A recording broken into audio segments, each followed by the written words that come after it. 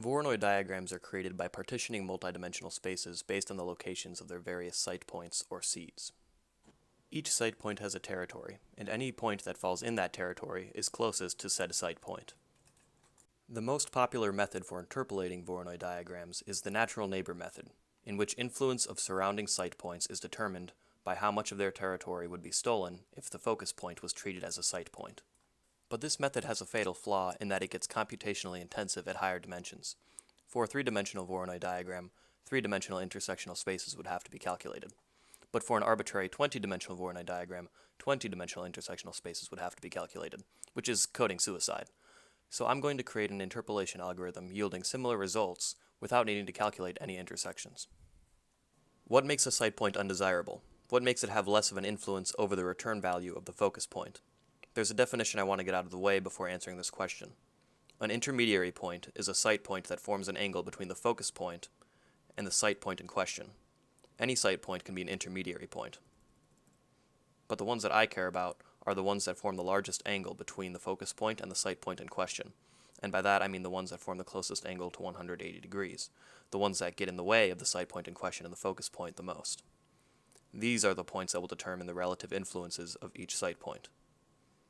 The more angled behind the intermediary point the site point in question is, the less of an influence it has over the return value of the focus point. But how do you quantify influence? In this case, we're going to be using weighted sums. An average is a type of weighted sum where each point is given the same weight. A weighted sum of the numbers 1 and 2, where each number gets a weight of 1, will yield 1.5, the average.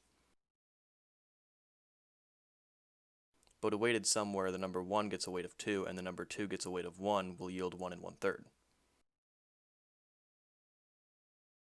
The specific numbers you use for the weights doesn't matter, just their proportions.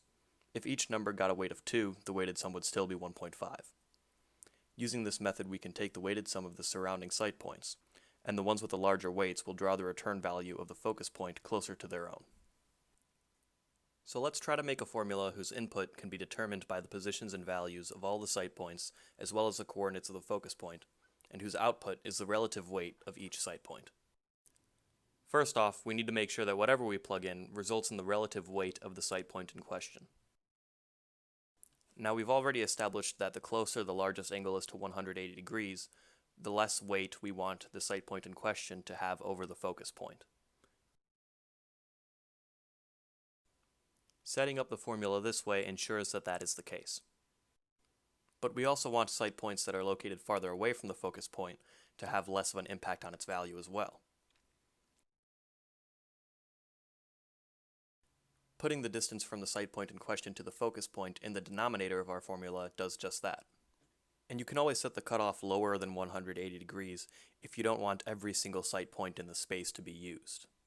And since a triangle is a triangle in any dimension and distance doesn't get exponentially harder to calculate with higher dimensions, this could interpolate a 20th dimensional Voronoi diagram with relative ease, as opposed to the natural neighbor method. This has been a really fun, interesting, and mathematically engaging tutorial hosted by yours truly. Thank you for your patronage, and have a nice day.